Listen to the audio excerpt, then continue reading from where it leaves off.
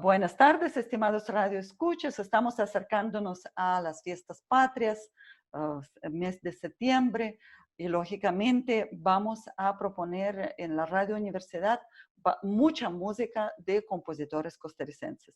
Por lo tanto, me pareció interesante invitar hoy a Manuel Matarrita, pianista costarricense, también es pedagogo de la Universidad de Costa Rica, más que en esta semana estamos cumpliendo 80 años, así que Manuel, felicidades a usted, felicidades a Costa Rica, a la Universidad de Costa Rica y felicidades a nosotros, Radio Universidad, que también pertenecemos a esta institución. Así que Manuel, bienvenido al programa. Muchísimas gracias por concederme este espacio donde puedo hablar un poco de mi quehacer y justamente gracias a la Universidad de Costa Rica es que podemos establecer este tipo de comunicación con el público. Bien, y precisamente, Manuel, nos interesa que nos presentara el acontecimiento que sucederá el domingo 13 de septiembre a las 11 de la mañana, hora de Costa Rica, que me parece es interesante también invitar a nuestros radioescuchas, más que va a presentarse tanto por Facebook como por YouTube, que es más bien este canal, o más bien esta red social, que podemos decir que también es red social, es Claro. accesible en cualquier parte del mundo. Cuéntenos, por favor. Pues sí, pues como estamos con el mes patrio, yo siempre he tenido un interés particular por la música costarricense, la música latinoamericana, pero particularmente la música para piano de Costa Rica. He llevado a cabo algunas investigaciones, alguna recopilación, edición de música, y para conmemorar el mes patrio, pues siempre trato de hacer algún concierto que involucre música costarricense, ya sea, por ejemplo, canciones o música folclórica o música para piano, música de cámara.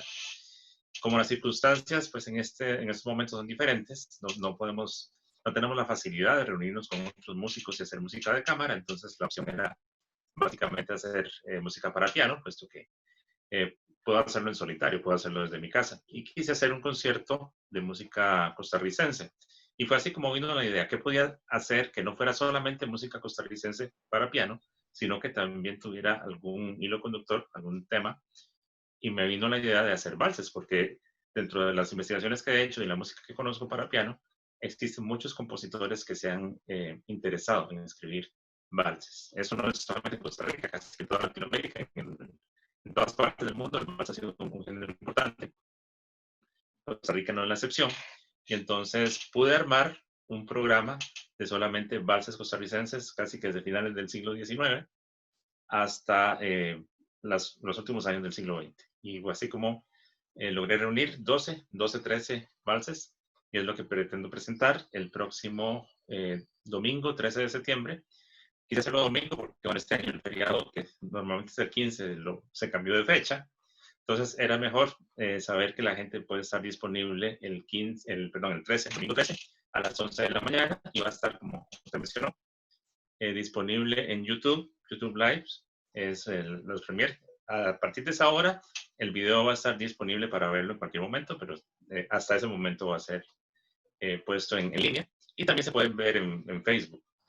Quise hacerlo en las dos plataformas porque no todo el mundo tiene Facebook, no todo el mundo tiene esa red social, y a veces alguna gente tiene problemas para acceder si no tienen una cuenta. Entonces YouTube sí es abierto para todo el mundo y por eso quise ponerlo en los dos lugares.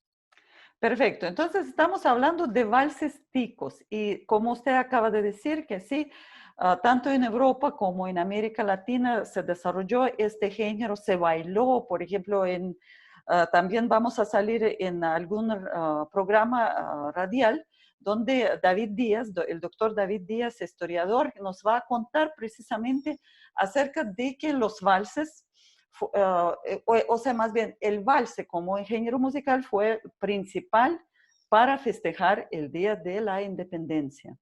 Y tal es así que, por ejemplo, al inicio del siglo XX, cuando los jóvenes ya no querían bailar el vals en el Teatro Nacional, bailaban otras foxtrot o otros géneros mucho más, digamos, juveniles para ellos.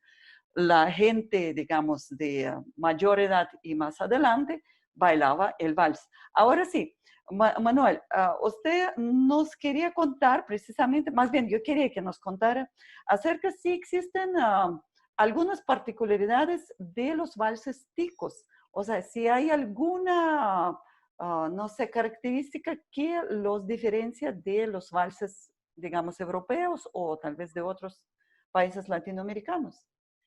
En realidad no he hecho una investigación muy profunda sobre esto, pero sí le puedo mencionar, por ejemplo, que he hecho en otras ocasiones programas de música latinoamericana en los que he incluido valses de otros países latinoamericanos, y sí existe, digamos, una apropiación aquí en Latinoamérica del género como tal. Por ejemplo, el vals venezolano es un vals mucho más rápido. En general es un vals con la misma estructura, pero mucho más rápido, a diferencia del vals peruano, que es mucho más lento y siempre melancólico, casi siempre en modo menor. También en Colombia, y ya después eso pasó casi para toda Latinoamérica, tanto el norte como el sur, el vals se comenzó a hacer un poco sincopado y se convirtió en lo que conocemos como pasillo, ¿verdad? Uh-huh. Eh, sí, usted habla ya de pasillos, ¿verdad? Sí, ya el pasillo viene a ser una derivación del vals, ¿verdad? Uh-huh. En Costa Rica, yo no he encontrado que tenga una característica particular que lo distinga, por ejemplo, los valses ticos de los valses de otros países. Es bastante más bien tradicional y convencional. Si escuchamos los valses, por ejemplo, de Julio Fonseca, que fue uno de los compositores más importantes de valses, tiene más o menos, se han contabilizado alrededor de 10 y editados, ¿verdad? Debe haber muchos más por allí, ¿verdad? Que no han sido publicados o no han sido rescatados, pero yo tenga conocimiento, son 16 valses y todos siguen en la misma tradición, digamos, que venía heredada de los bailes vieneses, los valses de Johann Strauss y toda esa dinastía de compositores que tenían cierta estructura, ¿verdad? Y cierto aire siempre señoral, elegante, que era la música justamente que bailaban las personas de clase alta y que era justamente un símbolo de renombre, como usted decía. En los salones se bailaba vals y no se bailaba en la calle se bailaba otras cosas que eran más populares. Bien, y entonces tal vez de una vez vamos al programa. ¿Qué compositores va a tocar? O sea, ¿qué compositores están invitados a este recital? Sí, algunos conocidos, otros no tan conocidos.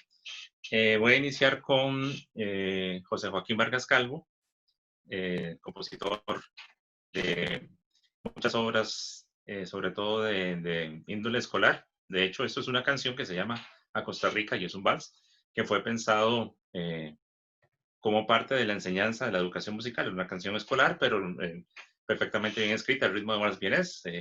Y también voy a poner a la par una pieza que es una mazurca. Hablando también de derivaciones del vals, la mazurca es bastante parecida al vals. Por supuesto que tiene otras características, rítmicamente es un poquito diferente, pero se asemeja mucho. De hecho, aquí en Latinoamérica, en muchos otros lugares también, se dio el género conocido como vals mazurca, que utilizan las dos partes. Por ejemplo, la primera parte es un vals y la segunda parte es una mazurca porque se parecen mucho. Los dos están escritos en 3x4 y lo que cambia un poco es la acentuación y la figura rítmica, ¿verdad? Del saltillo que aparece en la mazurca. Y tiene un origen diferente, ¿verdad? Sabemos que viene de Polonia, en el caso de la mazurca. Entonces quise incluir una mazurca solamente como para ilustrar un poquitito que también se cultivó acá. Sería bonito hacer después otro recital de mazurcas ticas, pero eso será para más adelante. Voy a continuar también con otros compositores que tal vez no son tan conocidos. Por ejemplo, Rafael Trollo. Rafael Trollo fue un compositor, escritor, filósofo, pensador cartaginés, que justamente viene de una familia muy adinerada en Cartago. Entonces eso le permitió hacer estudios en París. Era una persona, digamos, aristocrática. Y el vals que se llama El Día de Bodas, que de hecho se publicó en París, es un vals completamente en el estilo vienés, que son varios valses, varios pequeños valses reunidos, con una gran introducción, con una gran coda, y siempre majestuoso y pomposo, como si fuera el baile de una boda, justamente. Entonces voy a incluir la historia de Rafael Trollo. Voy a tomarme unos minutos para contar. Como les digo, una persona muy culta, muy aristocrática, y lamentablemente murió a los 40 años, murió en el terremoto de Cartago. Estaba en un orfanato ayudando a ciertos niños y le cayó el techo de la construcción encima y falleció lamentablemente muy pronto, pero tiene algunas pocas obras para piano publicadas. Lo que sí tiene más publicado es una novela y varias poesías. Entonces, por si quieren investigar un poco sobre este compositor, que para mí también fue una sorpresa encontrármelo. También voy a tocar un vals de Rafael de la O, que se llama Brisas Norteñas, un compositor que para muchos es bastante desconocido, incluso para mí, pero estaba en una publicación de recopilación de música guanacasteca que realizó José Daniel Zúñiga en los años 30, y se llama justamente Brisas Norteñas. Entonces tengo un vals de Cartago, un vals de Guanacaste y ahora también un vals de Alajuela que se llama Bajo la luz de la luna, del compositor Carlos Gutiérrez. Entonces hice un pequeño recorrido por las provincias antes de quedarme solo acá en San José. Y finalmente, para terminar con las provincias, un vals de José Joaquín Chaverri, más conocido como Pepe Chaverri, que se llama El Vals de Medianoche. Tal vez muchos de ustedes lo conocen. Yo lo conocí desde pequeño. Conocí esa melodía y no sabía en realidad cómo se llamaba, pero lo reconocía porque, no sé si tal vez alguno de los escuchas lo recordará, siempre la ponían en radio reloj al ser la medianoche, el 1 de enero. Entonces siempre ponían el Ave María, por supuesto, que es la tradición, e inmediatamente ponían el vals de medianoche, siempre el 1 de enero. Entonces, desde pequeño lo tengo ahí en mi imaginario. Después supe cómo se llamaba la pieza. No existe ninguna partitura porque no se realizó ninguna publicación. Pepe Chaverri fue músico de la banda Heredia. Existen arreglos allí, pero para piano no. Entonces yo hice una transcripción de esta obra. Y después ya me dirijo a compositores un poco más, digamos, académicos o un poco más formados. Entre ellos, por ejemplo, Mariano Herrera, que tiene un par de valses, uno que se llama El Vals Encantado y otro El Vals Romántico. Yo voy a tocar el primero, El Vals Encantado. Julio Fonseca no puede faltar, que va a ser la última pieza que voy a tocar, y por supuesto que voy a tocar el Vals Leda, que es el más famoso, a pesar de que tiene varios, como les mencionaba. Siempre quiero terminar con el Vals Leda como digamos, el vals emblemático. Voy a incluir una obra de la compositora Dolores Castañaro, que se llama El Vals Lento. Es un vals de salón muy elegante, muy romántico. Después 2 obras de compositores más recientes, Allen Torres y William Porras, que todavía están con vida. Y asistirán al concierto, ¿no? Sí, claro, están informados. Y de casualidad, estos 2 valses, el de William Porras se llama El Vals de los Lirios y el de Allen Torres se llama El Vals de Aniversario. Y por coincidencia resulta que estos valses se los dedicaron ellos, fueron escritos y dedicados a sus esposas. Entonces va a tener doble propósito. Y todavía nos falta alguien, Félix Mata, ¿cierto? Primavera. Sí. Félix Mata. Félix Mata para mí es de los compositores que yo considero que tiene una vena musical sorprendente. Lamentablemente no dejó mucha música, nada más tiene unas 10 canciones y la sonata para piano, pero me parece que es realmente genial lo que él ha hecho. Esta es una versión para piano de una canción que se llama Primavera, que en realidad es un vals, pero de hecho solamente tocan la parte del piano, que ya tiene incluida la melodía, no hace falta hacer ningún arreglo. El acompañamiento está tan bien elaborado que ya con solo el acompañamiento es un vals en sí mismo. Y es una obra bellísima. De hecho, es creo que mi favorita en el programa. Pero todavía nos falta un compositor que también es muy importante, Alcides Prado, el violín, ¿verdad? También que forma parte de la Orquesta Sinfónica Nacional, de la Orquesta Sinfónica de Heredia también. Sí, o sea, fue bastante importante músico para Costa Rica. ¿Mm? Sobre Gloria. Gloria, que era una señorita de la alta sociedad, en este caso no fue la esposa de don Alcides, pero le dedicó esta obra a una muchacha que se llamaba Gloria Celedón, y es un vals también muy estilo, muy bien, es bastante elegante. Era una costumbre muy interesante que le dedicaban siempre los valses a alguna señorita de la sociedad. Eso lo hizo Julio Fonseca. Bastantes de sus valses tienen nombres de señoritas, de mujeres, ¿verdad? Incluso hay uno que se llama Señorita Centroamérica, que fue dedicada a la ganadora del concurso en ese momento de la belleza centroamericana. Entonces, siempre tiene, digamos, esa connotación de ser un baile elegante, dedicado a una señorita para que fuera bailado con mucha gracia, ¿verdad? Y acompañada de un caballero. O sea, tiene todo ese aire aristocrático todavía acá, por lo menos la primera mitad del siglo XX. Bien, Manuel, entonces nuevamente vamos a invitar a nuestros radioescuchas para que no se olviden la fecha y a usted le doy la palabra. Sí, Cuando claro. Entonces, por favor, los quiero invitar a que puedan sintonizarse el próximo domingo 13, el domingo del fin de semana de la Independencia, domingo 13 a las 11 de la mañana, acá hora de Costa Rica.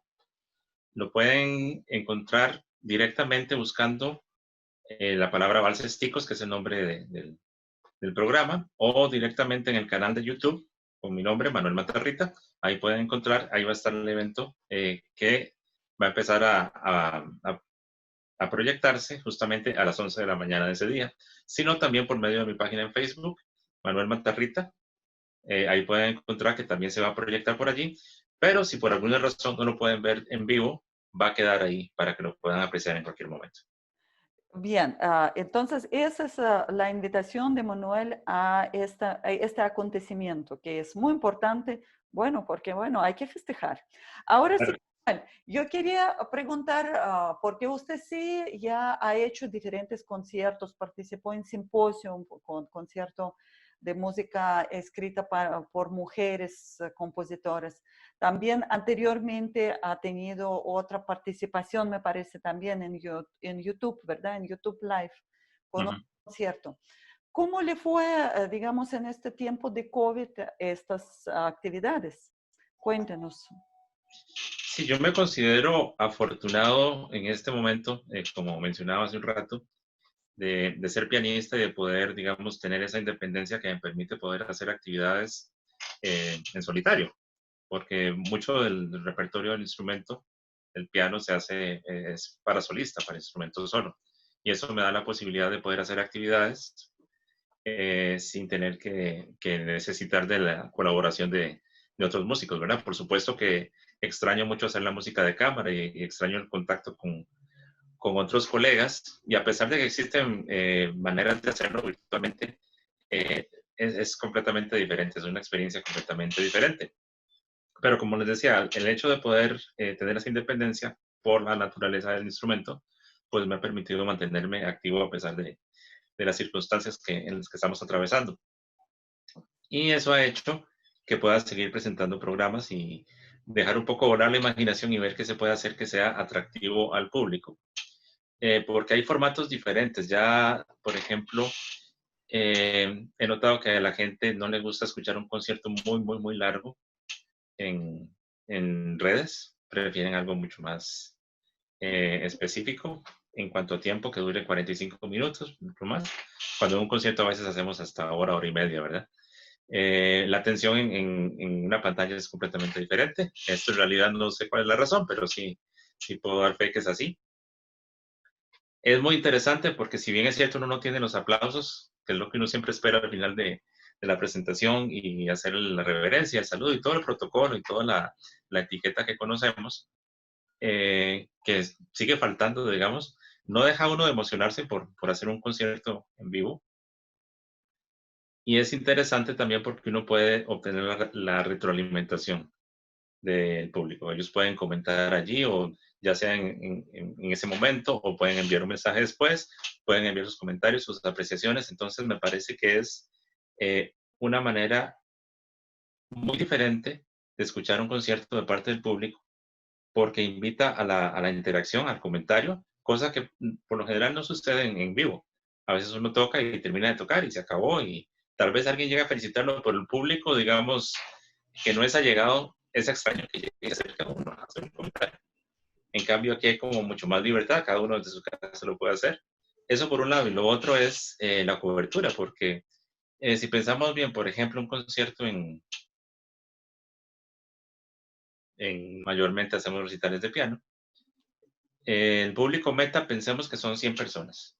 Digamos que llegan 100 personas a un concierto, es un éxito de concierto y también es más o menos la capacidad que tiene la sala. Entonces, digamos que 100 personas es un número bastante favorable. Aquí hacer una actividad puede llegar en tiempo real a todo el mundo.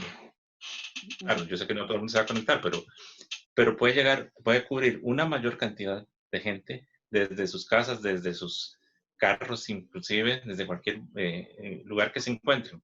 Entonces, eso hace que el concierto tenga un impacto mucho mayor. Me parece que eso ha sido bastante positivo. En general, he escuchado que la respuesta del público ha sido bastante favorable y que están contentos con esta nueva manera de hacer la música, mientras podemos volver otra vez a la normalidad, si es que lo lograremos en un futuro, ojalá no muy lejano. No muy lejano, eso sí, puede ser. No tan cercano, pero no tan lejano. No tan lejano. Manuel, usted cuando nos contaba acerca precisamente de sus actividades, me interesó muchísimo el repertorio que usted de pronto dijo, bueno, repertorio interesante para el público. ¿Y cuál es este repertorio? Yo pienso que hacer cosas novedosas. Por ejemplo, en este momento existe una ola mundial de hacer conciertos y muchísima gente va a tocar Beethoven. Nosotros tenemos planeado toda una temporada de Beethoven por el aniversario, que lamentablemente pospusimos hasta el próximo año. Pero existe una oferta, digamos, a nivel mundial de Beethoven bastante amplia, justamente, que esto iba a pasar de todas formas, pero ahora que es en línea, que se puede acceder, entonces pienso que ya eso no resulta tan atractivo. Por ejemplo, este concierto de los valses ticos, me resulta atractivo porque es algo que no se hace tan comúnmente, además que se marca en la fiesta de la independencia. En Semana Santa también recibí una sugerencia de un amigo y lo puse en práctica, que fue hacer un concierto de marchas fúnebres costarricenses. El Viernes Santo lo toqué, ese sí fue en vivo. Y también tuvo una acogida muy, muy, muy interesante del público porque justamente estábamos en el inicio de la crisis y todo el mundo añoraba poder salir a hacer una procesión o poder ir a la iglesia o poder escuchar simplemente el duelo de la patria, que es lo que siempre asociamos en Costa Rica con el Viernes Santo y con la Semana Santa. Entonces fue una manera pues de poder brindarles eso, pero además estaba tocando marchas funerarias que no eran tan conocidas, incluso para mí. Fue una sorpresa encontrar algunas incluso de mi propio pueblo y las ajusté, las arreglé para piano y lo presenté. Entonces ha sido como un descubrir, como un despertar de la creatividad de cómo hacer conciertos que vayan a interesar al público. Muy bien, entonces nuevamente la invitación por parte de usted para nuevamente recordar, porque bueno, en la radio es bueno recordar siempre, Claro. ¿no? ¿Sí? Domingo 13 de septiembre a las 11 de la mañana. A partir de las 11 va a estar disponible tanto en YouTube, pueden buscar mi canal, Manuel Matarrita, o simplemente pueden buscar en el buscador de Google, por ejemplo, Valses Ticos, Manuel Matarrita, y los va a dirigir allí. Si no, en la página en Facebook, Manuel Matarrita Pianist, ahí va a estar disponible. Y como les digo, si por alguna razón no pueden verlo en vivo, va a quedar disponible para verlo en cualquier momento, a partir justamente de ese domingo 13 a las 11 de la mañana. Bueno, Manuel, muchas gracias y bueno, estaremos pendientes también de este concierto. Y gracias por su entrevista. Sí, Muchísimas gracias por el tiempo y muchas gracias por seguir difundiendo la labor que hacemos acá. sí. Bueno, muchas gracias, Manuel. Hasta luego. Hasta luego.